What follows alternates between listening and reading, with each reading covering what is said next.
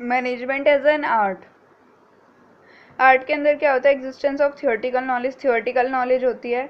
Art is always based on certain theoretical knowledge, theoretical knowledge पे based होता है, theoretical knowledge होती है उसके अंदर। On the basis of this knowledge one can understand how a particular work can be accomplished. इस theoretical knowledge की वजह से हमें समझ आ सकता है कि वो एक काम जो है, पर्टिकुलर वर्क जो है, उसे हम कैसे कंप्लीट कर सकते हैं। और जो मैनेजमेंट होता है उसके अंदर भी लॉट ऑफ लिटरेचर, बहुत सारी थ्योरी, स्टडी मटेरियल अवेलेबल होता है मैनेजमेंट के बहुत सारे एरियाज़ में, जिसे एक्वायर करना क्या होता है, बहुत ज़्यादा कंपलसरी होता है। तो ये वाला जो फीचर है मैनेजमेंट के अंदर भी अप्लाई करता है। Personalise application, the practical use of theoretical knowledge varies from individual to individual.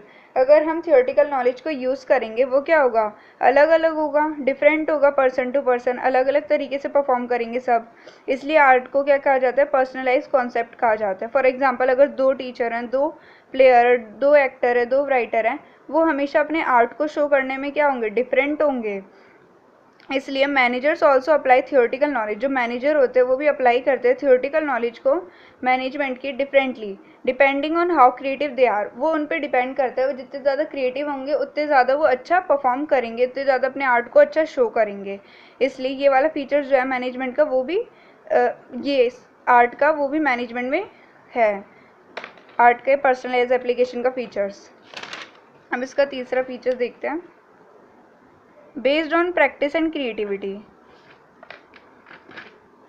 based on practice and creativity just as an art can be improved with the help of practice। जैसे कि हम अपने art को improve कर सकते हैं, किसी भी हम अपनी राइटिंग को इम्प्रूव कर सकते हैं, बहुत अच्छा बना सकते हैं। अगर हम उसकी राइटिंग को अच्छी बनाने की डेली कोशिश करेंगे, अच्छी अच्छी राइटिंग में लिखेंगे, तो एक ना एक दिन हमारी राइटिंग जो है वो बहुत सुंदर दिखने लगेगी।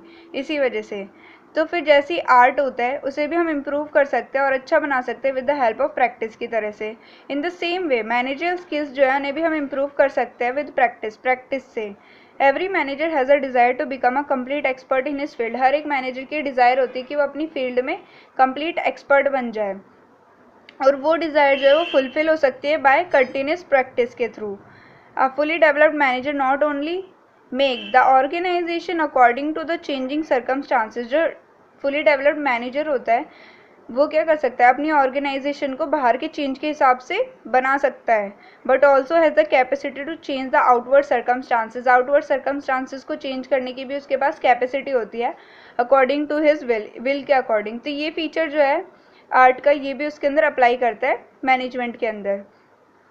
इसका मतलब ये था कि जितने ज़्यादा हम प्रैक्टिस करेंगे उतनी ज़्यादा जो हमारी क्रिएटिविटी है, उतनी ज़्यादा हमारी जो परफॉर्मेंस है वो इम्प्रूव होगी आर्ट में भी, और मैनेजमेंट में भी इम्प्रूव होती है। तो इसलिए हम इसको कह सकते हैं मैनेजमेंट आर्ट की तरह होता है, मैनेजमेंट एज एन आर्ट होता है। अब हम सेकंड देखते हैं, management as a science. Management as a science में क्या होता है, सिस्टमेटाइज बॉडी ऑफ नॉलेज होती है, सिस्टमेटाइज बॉडी ऑफ नॉलेज होती है। It is necessary for science to be a systematise body of knowledge. Science में तो बहुत ज़्यादा ज़रूरी होता है कि उसकी खुद की थ्योरी, उसके खुद के प्रिंसिपल्स बहुत ज़्यादा ज़रूरी होते हैं। सिस्टमेटाइज बॉडी ऑफ नॉलेज का मतलब इधर ये है उसकी थ्योरी और उसके प्रिंसिपल्स से। Management it also a systematise body of knowledge. Management भी क्या है, एक सिस्टमेटाइज बॉडी ऑफ नॉलेज है, because it has its own theory, क्योंकि उसके पास खुद की थ्योरी होती है, खुद के प्रिंसिपल्स होते हैं जो कि डेवलप किए जाते हैं बाय मैनेजमेंट एक्सपर्ट्स के through. After year of research, management की भी खुद की प्रिंसिपल्स और खुद की थ्योरी होती है, जिस तरह से साइंस की खुद के प्रिंसिपल्स और थ्योरी होती हैं। और जो मैनेजमेंट की थ्योरी और प्रिंसिपल्स होते हैं वो मैनेजमेंट एक्सपर्ट्स के थ्रू डेवलप की जाती हैं, वो भी कई साल रिसर्च करने के बाद। और इनके जो प्रिंसिपल्स होते हैं वो बेस्ड होते हैं एक्सपेरिमेंट्स एंड ऑब्जर्वेशंस पे। इसके जो प्रिंसिपल्स होते हैं वो बेस्ड होते हैं एक्सपेरिमेंट्स एंड ऑब्जर्वेशंस पे। तो इधर scientific principles are developed through experiments and observation. जो साइंटिफिक प्रिंसिपल्स होते हैं वो एक्सपेरिमेंट्स और ऑब्जर्वेशन के थ्रू डेवलप किए जाते हैं। साइंटिफिक प्रिंसिपल्स को बहुत ज़्यादा एक्सपेरिमेंट किया जाता है तब जाके उन्हें डेवलप किया जाता है। यूनिवर्सल वैलिडिटी मतलब कि हर जगह पे अप्लाई हो। जो scientific principles have universal validity and application, मतलब कि जो साइंटिफिक प्रिंसिपल्स होते हैं वो हर जगह पे अप्लाई होते हैं। अब हम देखते हैं जो मैनेजमेंट है उसके बारे में। Management systematise body of knowledge तो होती है, अब हम देखते हैं ये दोनों होती है कि नहीं। बेस्ड ऑन रिपीटेड एक्सपेरिमेंट्स, जो मैनेजमेंट की जो प्रिंसिपल्स होते हैं, थ्योरी वगैरह होती है, वो किस पे, रिपीटेड एक्सपेरिमेंट्स पे बेस्ड होती हैं। तो फिर ये वाला जो फीचर ये भी अप्लाई हो रहा है मैनेजमेंट के अंदर। विच आर यूनिवर्सल एप्लीकेबल, जो यूनिवर्सल एप्लीकेबल होती हैं but they have to be modify according to given situation, पर उनकी गिवन सिचुएशन के अकॉर्डिंग ही वो क्या होती है, मॉडिफाइड होती हैं। मतलब कि जैसे जो साइंस के प्रिंसिपल्स है वो एकदम एग्जैक्ट आएंगे, जो किसी भी टाइम पे किसी भी सिचुएशन में हमें उन्हें यूज़ कर ले उनका रिजल्ट सेम आना है। पर अगर हम मैनेजमेंट के प्रिंसिपल्स को किसी भी सिचुएशन में कर दे तो उनका रिजल्ट सेम नहीं आता, इसी वजह से। तो इसलिए हम मैनेजमेंट को बोलते हैं, मैनेजमेंट को इनएग्जैक्ट साइंस बोलते हैं। अब हम देखते हैं management as a profession, well defined body of knowledge. Professions में क्या होती है, वेल डिफाइंड। सबसे पहले ना आपको इसका मतलब देखना भी ज़रूरी होगा, प्रोफेशंस का मतलब क्या होता है, मैं दिखाऊंगी आपको। इन सब का मतलब लिखेंगे तो फिर आपका आंसर जो है बहुत अच्छा होगा उससे। Well defined body of knowledge होती है प्रोफेशन में, क्या होती है, well defined body of knowledge होती है। All the professions are based on well defined body of knowledge, उनकी well defined body of knowledge होती है। मैनेज में भी well defined body of knowledge होती है। रेस्ट्रिक्टेड एंट्री, जो प्रोफेशन में जो एंट्रियाँ होती हैं वो ना एग्जामिनेशन के थ्रू होती है, उनके लिए कुछ मिनिमम एजुकेशनल क्वालिफिकेशन की ज़रूरत होती है। पर मैनेजमेंट में कोई डिग्री विग्री ऐसी चीज़ों की रिक्वायरमेंट नहीं होती, तो ये वाला जो फीचर है वो अप्लाई नहीं करता प्रोफेशन का मैनेजमेंट में। प्रोफेशनल एसोसिएशन, इसमें क्या होता है, इसमें लाइसेंस की रिक्वायरमेंट होती है, हमें प्रोफेशन बनने के लिए लाइसेंस की रिक्वायरमेंट होती है। पर मैनेजमेंट के लिए हमें कोई लाइसेंस की रिक्वायरमेंट नहीं होती। एथिकल कोड ऑफ कंडक्ट, ये कोड ऑफ कंडक्ट जो होता है वो रूल्स और रेगुलेशंस होते हैं, रूल्स वगैरह जो होते हैं, तो इन्हें जो प्रोफेशनल पर्सनस होते हैं इन्हें फॉलो करने की ज़रूरत पड़ती है इन कोड ऑफ कंडक्ट को। पर जो मैनेजर्स होते हैं उन्हें कोड ऑफ कंडक्ट को फॉलो करने की कोई ज़रूरत होती ही नहीं है, ये भी फीचर वो नहीं करता फॉलो इसमें।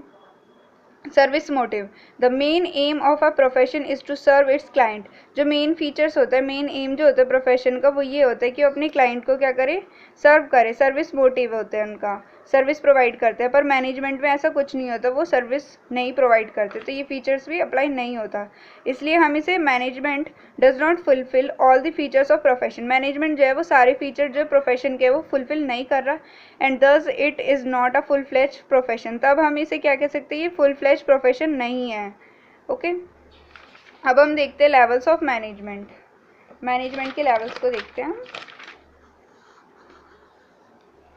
अगर आप ऐसा वो बनाओगे ना डायग्राम, अगर लेवल्स ऑफ मैनेजमेंट में, तो आपको पूरे बहुत अच्छे मार्क्स मिलेंगे। फिर उसके नीचे इन सबको एक्सप्लेन करोगे, टॉप लेवल मैनेजमेंट को, मिडिल लेवल मैनेजमेंट को, लोअर लेवल मैनेजमेंट को, तो पूरे मार्क्स मिलेंगे पूरे। अब हम देखते हैं सबसे पहले top level management. Top level management के अंदर जो होता है वो बड़े बड़े पोस्ट के जो पर्सनस आते हैं, सीनियर पोस्ट के जो पर्सन आते हैं, जो सबसे ऊपर होते हैं बिजनेस में, सीनियर लेवल पे जो होते हैं वो पर्सनस को लिया जाता है टॉप लेवल मैनेजमेंट में। जैसे सीईओ हो गया, सीओ हो गया, जीएम हो गया, एमडी हो गया, इन सबको लिया जाता है, प्रेसिडेंट वगैरह इन सबको लिया जाता है, ठीक है। और इनके फंक्शंस बहुत ज़्यादा इंपॉर्टेंट होते हैं, पढ़ना ज़रूरी है। फंक्शन ये है डिटरमाइनिंग ऑब्जेक्टिव, ये डिटरमाइन ऑब्जेक्टिव को डिटरमाइन करते हैं। जैसे top level management sets objective for the organisation, organisation के लिए ऑब्जेक्टिव सेट करता है top level management. For example, an objective can be set that in the following year the sale of a company has to cross 1000 crore, कि जो ये example दिया है कि एक जो मतलब कि ऑर्गेनाइजेशन है उसमें टॉप लेवल मैनेजमेंट में ये सेट किया है ऑब्जेक्टिव कि एक कोई फॉलोइंग ईयर ले लो, कोई सा भी, जैसे 2020 ले लो, ठीक है। इस साल में हमारी जो सेल है, कंपनी की सेल इससे ज़्यादा होनी चाहिए, इसे क्रॉस करनी चाहिए। तो ये एक ऑब्जेक्टिव है कि हाँ हमें ये चीज़ अचीव करनी है, इससे ज़्यादा करना है हमें, तो ये चीज़ डिटरमाइन करना, ये किसका काम होता है, टॉप लेवल मैनेजमेंट का। डिटरमाइनिंग पॉलिसीज़, पॉलिसीज़ को डिटरमाइन करना।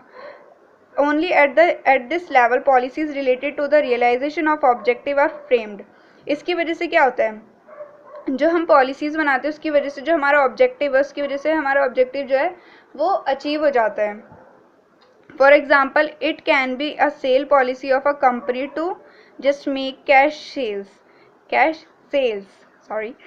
तो फिर इसमें क्या बोला है कि ना सेल्स पॉलिसी जो होती है कंपनी की, वो जैसे कि सेल्स पॉलिसी हो गई कि क्रेडिट सेल नहीं करना है, आपको कैश सेल्स ही करना है, तो ये एक पॉलिसी हो गई, इसे डिटरमाइन करना ये किसका काम होता है? टॉप लेवल मैनेजमेंट का काम होता है डिटरमाइनिंग एक्टिविटीज़ डिटरमाइन करना कि हमारे बिजनेस के अंदर कौन सी एक्टिविटीज़ होंगी, जैसे सेल्स की एक्टिविटी, परचेज की, एडवर्टाइजमेंट की, प्रोडक्शन की, रिसर्च की, इनमें से कौन सी एक्टिविटीज़ होंगी, इन्हें डिटरमाइन करना टॉप लेवल का काम होता है।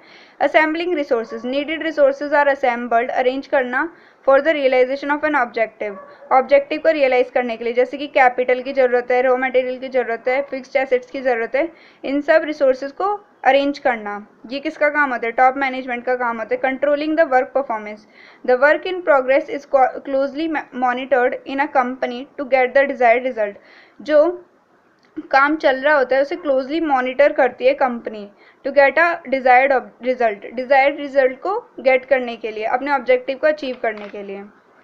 अब हम देखते हैं मिडिल लेवल मैनेजमेंट के अंदर परचेज मैनेजर आ जाता है, प्रोडक्शन मैनेजर आ जाता है, सेल्स मैनेजर आ जाता है, और इसके अंदर जो डिपार्टमेंट्स के हेड होते हैं ना, जैसे प्रोडक्शन एक डिपार्टमेंट हो गया, उसका जो हेड होगा वो होगा प्रोडक्शन मैनेजर, उसका हेड होगा प्रोडक्शन मैनेजर। उसी तरीके से प्रोडक्शन मैनेजर,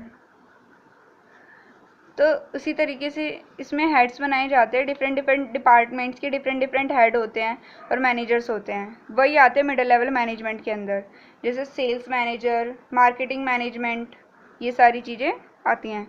इंटरप्रेटिंग पॉलिसीज़, ये पॉलिसीज़ को इंटरप्रेट करने का इनका काम होता है, इनका फंक्शन होता है। जैसे कि ये जो टॉप लेवल के जो मैनेजर होते हैं वो पॉलिसीज़ बनाते हैं, उन्हें क्या करते हैं? इंटरप्रेट करते हैं, मतलब कि जो लोअर लेवल के जो वर्कर्स हो गए, मैनेजर्स हो गए, उन तक पहुंचाते हैं, उन्हें बताते हैं, इंटरप्रेट करते हैं, उन्हें समझाते हैं। प्रिपेयरिंग ऑर्गेनाइजेशनल सेटअप, ऑर्गेनाइजेशन का सेटअप को भी प्रिपेयर करते हैं।